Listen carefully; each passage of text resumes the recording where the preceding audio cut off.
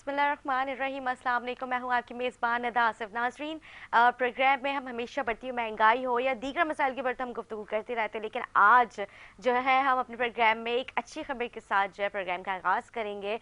वज़ीर ट्रांसपोर्ट शर्जील मेमन साहब जो है उन्होंने सिंध और लाड़काना के लिए, मतलब कराची और लाड़काना के लिए जो है उन्होंने ट्रांसपोर्ट का ऐलान कर दिया है। इंट्रा बस सर्विस जो है वो जल्द कराची और जो है लाड़काना में जो है सिंध गवर्नमेंट की जानिब से लेकर आए जाए। इससे पहले भी कई मरतबा ऐलानात हुए हैं, लेकिन वो तो अभी जैसे ऑरेंज लाइन, रेड लाइन जो है उन्होंने इस तरह के ऐलानात किए हैं। लेकिन अब जो वज़ीर ट्रांसपोर्ट सिंध है शर्जील मेमन साहब, उन्होंने बड़े यकीन से आवाम के सामने यकीन दहानी दिलाई है कि हम जो है बहुत जल्द जो है इंट्रा बस सर्विस जो है कराची में लेके आ रहे हैं, और इसको हर 3 महीने बाद इसका रूट जो है चेंज होगा। बहुत बेहतरीन सर्विस है, आप जो है इसके बारे में सर्च कर सकते हैं। स्टूडियो से भी ज्वाइन कर चुके हैं, हमारे साथ मौजूद है एमक्यूएम पाकिस्तान से सीनियर रहनुमा मोहम्मद अबू बकर साहब। मैं उनको खुशामदीद कहूँगी।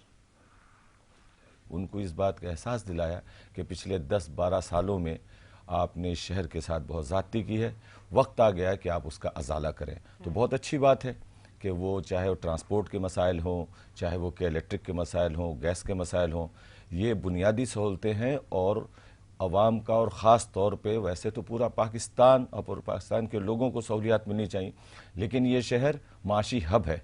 अगर ये शहर चलता है और ये इस शहर में तरक्की होती है तो पूरा पाकिस्तान तरक्की करता है। तो मैं समझता हूँ कि हुक्मरानों को चाहिए कि इस शहर पे तवज्जो दें ताकि पाकिस्तान तरक्की की तरफ गामजन हो सके। बिल्कुल ठीक कह रहे हैं, सिंध गवर्नमेंट तो अपना काम कर रही है, लेकिन यहाँ पे हम बात ये कि वफाक किस तरह से अपना जो है किरदार अदा करती है कराची के लिए, क्योंकि जो कराची के मेगा प्रोजेक्ट्स थे जैसे के फॉर्म का मंसूबा है और दीगर जो मंसूबा जो थे वो अब अधूरे रह गए हैं।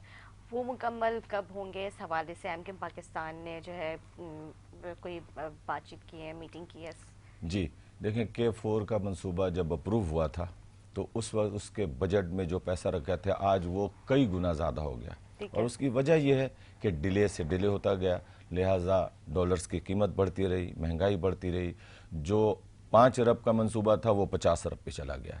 लेकिन इस बार K4 के हवाले से कंक्रीट गुफ्तगू हो रही है, और सिंध गवर्नमेंट भी और वफाक भी इसके ऊपर, अभी जो शहबाज शरीफ से हमारे वक्त की मुलाकात हुई थी तो वहाँ पे भी ये बात रखा गया, और तो कि सारी जमातें थी, जितनी भी अपोजिशन की जमातें थीं वो अब इक़्तिदार में हैं, तो उन सब ने इस बात को रियलाइज़ किया है कि कराची शहर जो समुंदर के किनारे आबाद है और पानी के बूंद बूंद को तरस रहा है, तो K4 मंसूबा पे अमली तौर पे उस पर काम किया जाए और तेज़ी से काम किया जाए ताकि कराची के शहरियों को कम से कम पानी जैसे मसले से उनके मसले को हल किया जा सके, उनको पानी फराहम किया जा सके। बिल्कुल ठीक कह रहे हैं। इसी के साथ साथ जो है प्रोग्राम में जो ये भी शामिल करते हैं जो साबका वज़ीर आज़म थे इमरान खान साहब, उनको सिक्योरिटी के खदशात हैं, लेकिन हमारे सिक्योरिटी के जो इदारे हैं वो उनको सिक्योरिटी जो है पूरी तरीके से फराहम कर रहे हैं, और जो उनके जो साथी हैं, उनके जो एमएनएज़, एमपीएज़, उनके जो पार्टी के रहनुमा हैं, वो उनकी सिक्योरिटी को लेके काफ़ी जो है परेशान नज़र आ रहे हैं, क्योंकि आज वो मेरे ख्याल से इस्लामाबाद पहुँचेंगे और जो है वो इस बढ़ती महंगाई के हवाले से जो है बात करेंगे। तो उनके जो एमपीएस वगैरह हैं उन्होंने अपने कारकुनान को जो है कह दिया कि आप लोग जो है अलर्ट रहें, कुछ भी हो सकते हैं। मतलब इस तरह के मैस क्रिएट करने की क्या ज़रूरत है? देखें, मैं समझता हूँ कि इमरान खान बहरहाल उनको सियासत भी करनी है, लेकिन खौफ भी है। अपनी जमात के चेयरमैन हैं, एक बड़ी जमात है और एक लीडर हैं, वो उनके भी फॉलोवर्स हैं, पाकिस्तान में हुकूमत की है, प्राइम मिनिस्टर रहे हैं। तो अगर अदारों की तरफ से सिक्योरिटी के हवाले से उन्हें एहतियात बरतने के लिए कहा जाता है तो उनकी भी जिम्मेदारी है कि वो फिर एहतियात करें। हमने इस मुल्क में देखा है, बेनज़ीर साहिबा के साथ मुशर्रफ के ज़माने में उनको भी कहा गया था कि आप इस तरह से मूव ना करें, लेकिन आपने देखा कितना बड़ा हादसा हुआ, फिर उसकी वजह से जो रिएक्शन आया, फिर मुल्क का नुकसान हुआ। तो मैं समझता हूँ कि इमरान खान साहब को भी अगर अदारों की तरफ से उन्हें कहा जाता है कि आप एहतियात करें तो उनको एहतियात करना चाहिए, क्योंकि पाकिस्तान के अंदर जो हालात हैं, यहाँ पे आउट बेनिफिट्स तंजीमें हैं, किस वक्त کون کس شکل میں ہے. یہاں پہ غیر ملکی جو پاکستان دشمن قوتیں ہیں وہ بھی پاکستان میں انارکی پیدا کرنے کے لیے, پاکستان کے پرامن فضا کو خراب کرنے کے لیے اس طرح کا عمل کر کے پاکستان کو نقصان پہنچانے کی کوشش کرتی ہیں. تو میں سمجھتا ہوں کہ عمران خان صاحب کو اپنی سیکورٹی کا خیال رکھنا چاہیے. تو یہ ان کی واپسی کا جو ان کے پارٹی کے ممبرز ہیں وہ ان کو کس چیز کی انسیکیورٹی لگ رہی ہے؟ ان کی واپسی کی ابھی تک جو ہے وہ کنفرمیشن نہیں دی جا رہی ہے. میرے خیال سے آج وہ آ گئے بنی گالا. جی ہماری انفارمیشن ہے کہ وہ بنی گالا آ گئے ہیں, اور وہ شاید انہوں نے اپنی کیبنٹ کی اپنے کور کمیٹی کی میٹنگ بھی کال کی ہے. تو وہ کریں, اور سیاسی طور پہ ہر کو حق ہے, کبھی اپوزیشن میں ہوتا ہے وہی, کبھی جب اقتدار میں ہوتی ہے. تو یہ تو سیاست کا ایک حصہ ہے. آج آپ اقتدار میں ہیں, کل آپ اپوزیشن میں ہیں, تو فیس کرنا چاہیے. اور فیس کرنے کے ساتھ ساتھ جہاں انہیں احتیاط کی ضرورت ہے انہیں احتیاط بھی کرنی چاہیے. بالکل ٹھیک کہہ رہے خان صاحب جو ہیں وہ جس طرح سے پہلے کہا جا رہا تھا 6 دن کا, پھر اس کے بعد ڈیڈ لائن دے دی گئی, پھر اس کے بعد انہوں نے ایک جو ہے لمبا وہ کیا, آپ کے سامنے پروٹیسٹ کیا, لیکن پھر اس کے بعد انہوں نے ریلیاں جیسے جلوس, یہ تو سلسلہ چلتا ہی رہتا ہے. کیا آپ کو لگتا ہے کہ اس بار خان صاحب کہنے کہ میں فل تیاری کے ساتھ آؤں گا, کیا وہ ان کی تیاری کیا حکومت کے لیے کوئی خطرے کی گھنٹی ہے؟ دیکھیں, اس سے پہلے جو اپوزیشن تھی, اپوزیشن کی جماعتیں جب خان صاحب اقتدار میں تھے تو اپوزیشن کی جماعتیں بھی اسی طرح تیاری کے ساتھ جاتی تھیں کہ اب واپس نہیں آئیں گے, اسلام آباد میں دھرنا دیں گے, اور اسلام آباد میں جب تک حکومت کا خاتمہ نہیں کر دیتے اس وقت تک واپس نہیں آئیں گے. تو سیاسی جماعتوں کا یہ ایک سلوگن ہوتا ہے, نعرہ ہوتا ہے, لیکن اتنی آسانی سے نہ حکومت گرتی ہے اور نہ حکومت بنتی ہے. خان صاحب نے ابھی دھرنے کا اعلان کیا تھا ڈی چوک پہ جانے کا.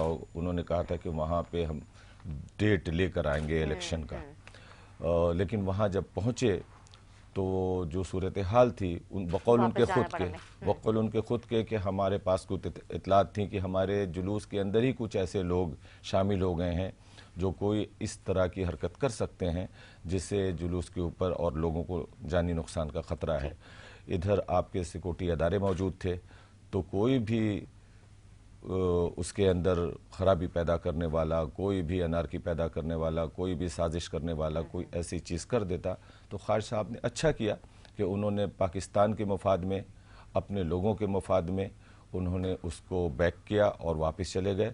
اور یہی عقل مندی کا تقاضا تھا کہ آپ ہیں تو آپ کی جماعت ہے, اور پاکستان ہے تو آپ کی سیاست ہے. تو سب سے پہلے تو اپنے لوگوں کی زندگیوں کو عزیز رکھنا چاہیے, اس ملک کو نقصان پہنچانے سے گریز کرنا چاہیے. آپ ہوں گے تو سیاست ہوتی رہے گی. بالکل ٹھیک کہہ رہے ہیں, اسی کے ساتھ گفتگو کرتے رہیں گے. ایک شارٹ بریک لیتے ہیں, بریک کے بعد حاضر ہوتے ہیں ہمارے ساتھ.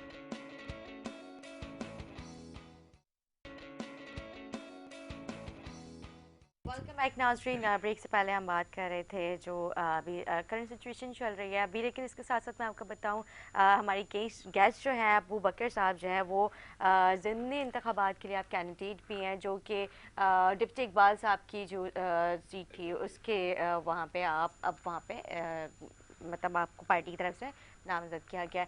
تو کیا آپ کو لگتا ہے کہ آپ وہاں سے ون کر جائیں گے؟ عوام کا اعتماد اس بار کیا بہت مشکل ہے؟ دیکھیں, یہ جو حلقہ ہے اس پہ ہمیشہ ایم کیو کے ہی نامزد امیدوار کامیاب ہوتے رہے, حتیٰ کہ جس زمانے میں ایک زمانہ وہ تھا 92 کے بعد کہ وہ علاقہ ہمارے لیے نو گو ایریا تھا, نہیں جا سکتے تھے ہمارے کارکن.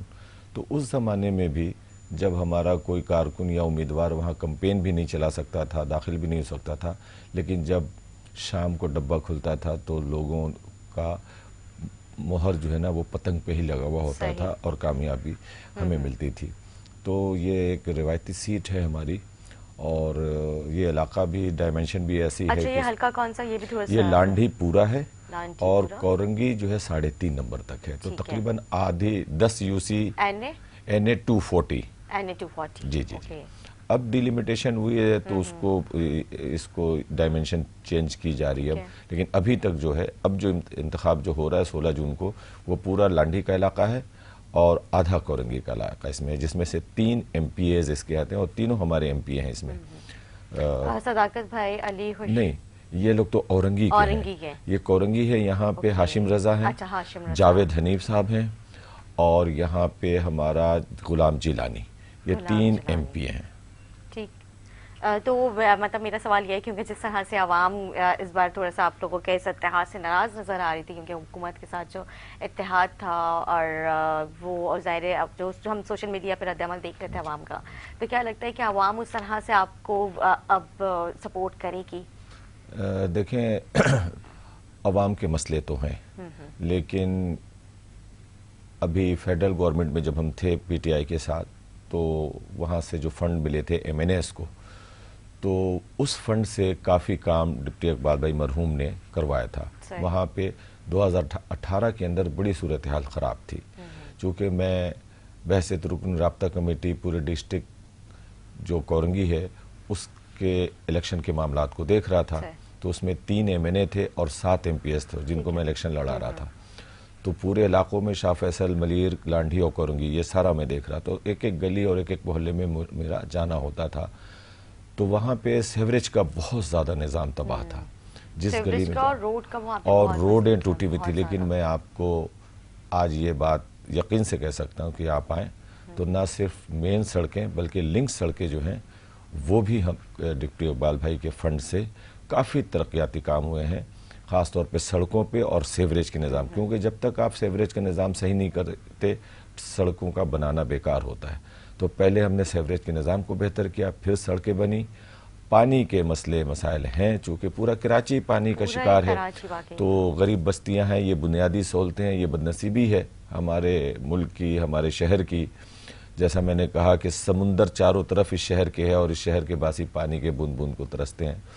اللہ سے دعا ہے اور پیپلز پارٹی سے بات چیت ہو رہی ہے, تو ہماری جتنی کوشش ہوگی, جتنا عوام کو ریلیف دے سکتے ہیں وہ کوشش کریں گے. کہ ان کو کورنگی میں بہت زیادہ مسئلے تھے. کورنگی میں 70% تقریباً پانی کا, بعض جگہ پہ پانی ہے لیکن وہ درختوں کی جڑیں چلی جاتی ہیں, لائنیں, لوگ بھی لائنیں لینے کے چکر میں اس میں کنیکشن کر رہے ہوتے ہیں, تو اس سے لیکیجز ہو جاتا ہے. تو اس کو بہتری کی طرف لوگ اس میں مافیاز جو ہیں وہ زیادہ ہے, لیکن وہاں پہ جیسے ٹینکر مافیا ہے, آپ کا ہائیڈرنٹ مافیا ہے. اب ظاہر سی بات ہے کہ جب آپ لوگوں کو پانی نہیں دیں گے, ہائیڈرنٹ پہ پانی چلے گا تو لوگ متاثر ہوتے ہیں. تو اس کو کوشش کریں گے ہم کہ اپنے عوام کو, اپنے لوگوں کو اگر اللہ نے کامیابی دی, انشاءاللہ تعالی ہمارا ہی ووٹ بینک ہے وہ, تو جو ان کے بنیادی مسئلے ہیں ان کو پوری کوشش کریں گے کہ ان کے مسائل کو حل کریں. ویسے عوام کے لیے یہ باتیں تو سبھی سارے سیاستدان کے یہاں پہ بیٹھ کے کر کے چاہتے ہیں, لیکن اس کی پہ امپلیمنٹیشن نہیں ہوتا. جب قادر منتخیل جو ہیں وہ NA 249 ہے اس میں, تو انہوں نے بڑی بڑی باتیں کی تھی. میں نے ان سے کہا تھا میں نے کہا آپ MNA بن جائیں گے اس کے بعد میں آپ کو پروگرام میں بلاؤں گے, آپ جو ہے کیا کیا کریں گے. تو انہوں نے کہا میں یہ کروں گا. لیکن آج اگر ہم وہاں پہ جا کے دیکھتے ہیں تو ویسے کہ ویسے کوئی چینجنگز نہیں آئی ہیں. دیکھیں, MQM جو ہے وہ ابھی تک MQM کا اس صوبے میں چیف ایگزیکٹو نہیں آیا, اور سارے اختیارات چیف ایگزیکٹو کے پاس ہوتے ہیں یا پرائم منسٹر کے پاس ہوتے ہیں. MQM ہمیشہ کسی نہ کسی حکومت کے اتحادی رہی ہے, اور اس اتحادی رہنے میں کبھی 2 وزارتیں, کبھی 4 وزارتیں, کبھی 1 وزارت.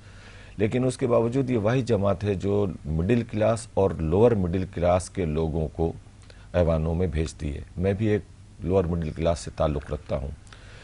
ان الیکشنوں کے اندر لوگ کروڑ پتی لوگ آتے ہیں, وہ آتے ہیں تو وہ خرچ کرتے ہیں, اور خرچ کرنے کے بعد پہلے وہ اپنی ریکوری کرتے ہیں. پچھلے دنوں سینٹ کا الیکشن ہوا تھا. سینٹ کے اندر اس بار سینٹ کے الیکشن میں 75 کروڑ روپے تک کی بولی لگی, اور 75 کروڑ میں سینیٹر بنا ایک. ہمیں بھی آفر تھی, 2 سینیٹر ہمارے بنے, فیصل سبزواری اور خالدہ طیب. خالدہ طیب ایک پڑھی لکھی خاتون کارکن ہے جو کہ ایک اسکول ٹیچر ہے. ان کے شوہر کا انتقال ہوا تھا, وہ عدت میں بیٹھی ہوئی تھی, اور ان کے ذہن و گمان میں نہیں تھا کہ میں ایک کونسلر بھی بن سکتی ہوں.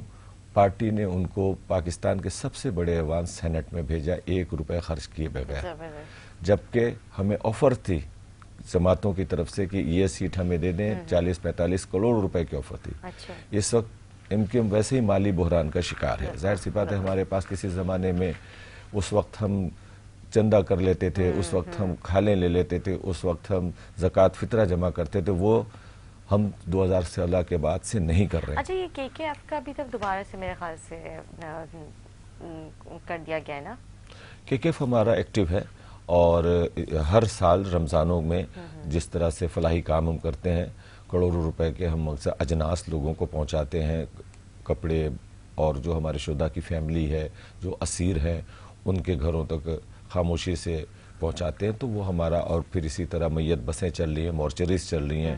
ابھی ہمارا ایک، بالکل ہی پابندی لگ چکی تھی، لیکن اللہ کا کرم ہے کہ وہ ایک فلاحی ادارہ ہے، لیکن بہرحال اس کے اوپر لگی تھی پابندی، آہستہ آہستہ آہستہ آہستہ وہ پابندیاں ہٹ رہی ہیں۔ اورنگی میں ہمارے پاس ہے، پاک کالونی میں ہمارے پاس ہے، نیو کراچی میں مورچری ہاؤسز ہے، ملیر میں ہے، ابھی ہمیں ایک افتتاح کرنا ہے لانڈھی کے علاقے میں بھی مورچری ہاؤس، تاکہ لوگوں کو، وہ آتے ہیں یا تو عیدھی یا ملیر، تو اگر ہر علاقے میں ہو جائے تو کم سے کم نو پروفٹ نو لاس کی بنیاد پر بھی چیزیں چلتی ہیں، تو کچھ مخیر لوگ اس میں سپورٹ کرتے ہیں، اور یہ فلاحی کام ہم کر رہے ہیں۔ اچھا، جب پہلے کے ایف کافی ایکٹیو تھا، کیونکہ بقرعید قریب آ رہی ہے، تو میرے ذہن میں ایک سوال آیا، اس دوران جو کے ایف کی پرچیاں دکھا کے جو کھالے مطلب جمع کیا کرتے تھے، تو کیا اس بار بھی ویسی ہوگا؟ نہیں، 2016 کے بعد سے ہم نے نہیں کیا۔ ایم کیو ایم پاکستان نے یہ پالیسی اپنائی ہے کہ ہم کھالیں اور زکوٰۃ فطرہ نہیں کرے گا۔ ہاں، جو کوئی زکوٰۃ فطرہ جو ہمارے رشتہ دار ہیں، ہمارے جاننے والے ہیں، وہ اگر ہمیں آ کر دینا چاہتے ہیں تو وہ دے دیتے ہیں، اور اسی سے ہم اس سال بھی رمضان کے اندر ہم نے کروڑوں روپے کے اجناس جو ہے نا خاموشی سے اپنا بناتے ہیں، اور لے آ کے اپنے غریب بستیوں کے اندر، اپنے جو ہمارا سسٹم ہے نیچے یونٹس ہیں، ٹاؤنز کے ہیں، سیکٹرز ہیں، ان کو دیتے ہیں۔ وہ لسٹنگ کر لیتے ہیں کہ ان کے علاقے میں کون غریب لوگ ہیں، وہ خاموشی سے ٹرک ہم ان کو دیتے ہیں اور لے آ کے ان کے گھروں تک پہنچا دیتے ہیں۔ صحیح، ٹھیک، بالکل ٹھیک کہہ رہے ہیں۔ اچھا، ہم واپس آ جاتے ہیں ٹاپک کے اوپر، کیونکہ جو ہمارا بات کر رہے تھے کہ جس طرح سے مہنگائی ہے، اس کے بعد آپ نے خود دیکھا کہ جو ہمارے اسٹریٹ کرائم ہے اس کی شرح کس قدر بڑھ چکی ہے۔ جی جی، یہ جو اسٹریٹ کرائم ہے، یہ بے روزگاری کی وجہ سے ہو رہا تھا۔ ہم اس بے روزگاری کے اوپر کیسے کنٹرول پائیں گے؟ کیونکہ ابھی ہمارا ملک اس جو ہے طرح کا ابھی اتنا اسٹیبل ہے نہیں کہ ہم اپنے ہی کوئی یہاں پہ جابس کریٹ کریں، تو کیا کس طرح سے یہ ساری چیزیں ہم کنٹرول کر سکتے ہیں؟ کچھ آپ لوگوں نے کچھ اسٹریٹجی تیار کی ہے، کچھ اس کے اوپر کچھ ڈسکشنز ہوئی ہیں؟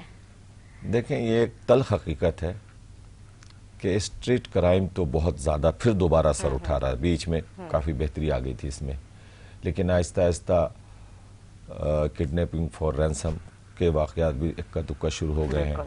اسنیچنگ میں لوگ موبائل پیسے لینے کے بعد گولیاں مار رہے ہیں اور لوگوں کو قتل کر دے رہے ہیں۔